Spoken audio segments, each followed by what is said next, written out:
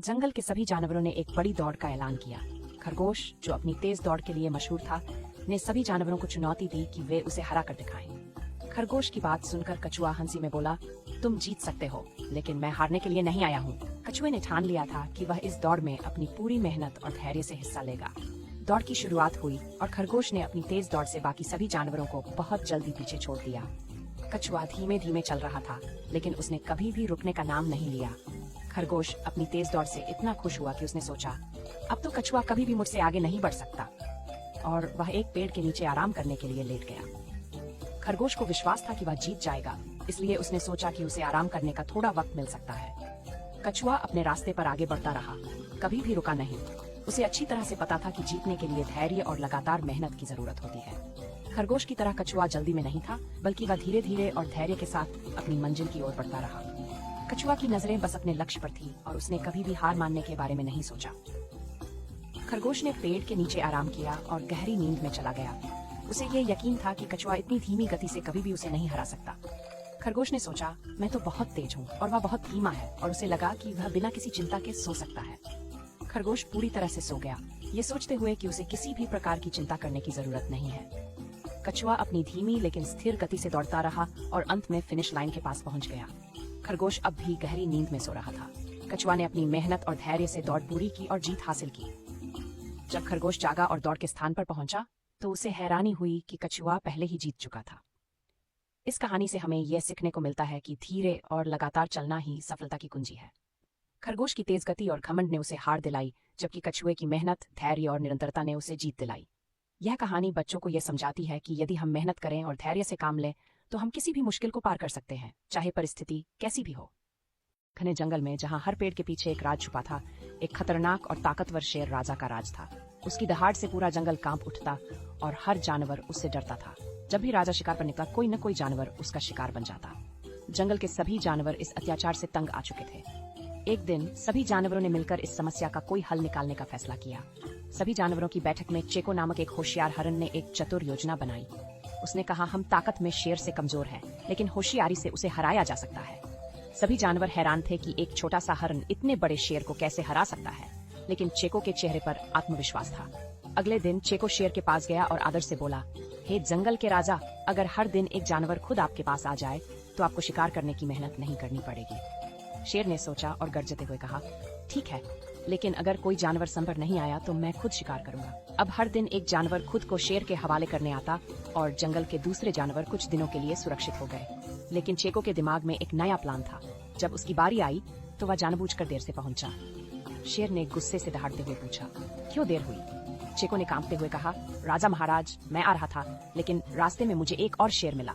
वह कह रहा था कि ये जंगल अब उसका है और वह आपसे ज्यादा ताकतवर है। शेर गुस्से से दहाड़ते हुए बोला, मुझे तुरंत वहाँ ले चलो। चेको शेर को एक पुराने कुएं के पास ले आया। वह शेर यहाँ छुपा है। शेर ने अंदर झांका तो पानी में उसे अपनी ही परछाई दिखी, लेकिन उसने समझा कि यह कोई और शेर है। वह जोर से दहाड़ते हुए बोला, मैं अभी उसे सबक सिखाता हूँ, और तुरंत में कूद पड़ा। लेकिन अंदर कोई दुश्मन नहीं था, सिर्फ गहरा पानी था। शेर बाहर निकलने की कोशिश करता रहा, लेकिन वह फिसलकर वापस पानी में गिर गया। कुछ ही देर में वह कमजोर होने लगा और आखिरकार डूब गया। जब जंगल के जानवरों को यह खबर मिली कि शेर अब नहीं रहा, तो सभी खुशी से नाचने लगे। चेको को जंगल का हीरो माना गया, क्योंकि उसने ताकत नहीं बल्कि समझदारी से सभी को बचाया था। अब जंगल फिर से शांत और सुरक्षित हो गया था। नतीजा, ताकत से ज्यादा समझदारी की अहमियत होती है। समझदारी से बड़ी मुश्किल को भी हल किया जा सकता है। एक छोटे से गांव में अली नाम का एक लड़का रहता था। वह बहुत शरारती था और उसे मजाक करना बहुत पसंद था। उसका काम था रोज पहाड़ी पर जाकर भेड़ों की देखभाल करना, लेकिन वह जल्दी ऊब जाता था और कुछ मजेदार करने की सोचता था। एक दिन अली को एक शरारती विचार आया। वह गांव की तरफ दौड़ते हुए चिल्लाने लगा, भेड़िया भेड़िया, जल्दी आओ, भेड़िया मेरी भेड़ों को खा रहा है। गांव वाले जल्दी जल्दी डंडे और पत्थर लेकर दौड़े, लेकिन जब वे पहाड़ी पर पहुंचे तो वहां कोई भेड़िया नहीं था। बस अली जोर जोर से हंस रहा था। हा हा, मैंने आप सबको मूर्ख बना दिया। उसने मजाक उड़ाया। गांव वाले गुस्से में बोले, झूठ मत बोलो अली, एक दिन जब सच में मुसीबत आएगी तो कोई तुम्हारी मदद नहीं करेगा। कुछ दिनों बाद अली को फिर शरारत सूझी। वह फिर गांव की ओर दौड़ा और चिल्लाया, भेड़िया भेड़िया। गांव वाले फिर भागते हुए आए, लेकिन फिर उन्हें अली की शरारत का पता चला। अब वे और भी ज्यादा गुस्से में थे। अगर अगली बार सच में भेड़िया आया तो हम नहीं आएंगे, उन्होंने चेतावनी दी। फिर एक दिन जब अली सच में भेड़ों की देखभाल कर रहा था, एक बड़ा डरावना भेड़िया सच में पहाड़ी पर आ गया। अली डर गया और जोर जोर से चिल्लाने लगा, भेड़िया भेड़िया, सच में भेड़िया आ गया है, मेरी मदद करो।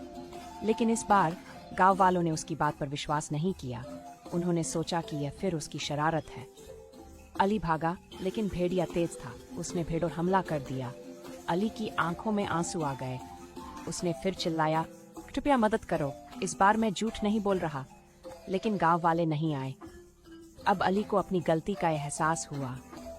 भेड़िया भेड़ों को मारकर भाग गया और अली कुछ नहीं कर सका। उसने पछतावे से सिर झुका लिया। अब उसे गांव वालों की बात समझ में आ गई। अगर बार बार झूठ बोला जाए तो लोग सच भी नहीं मानते।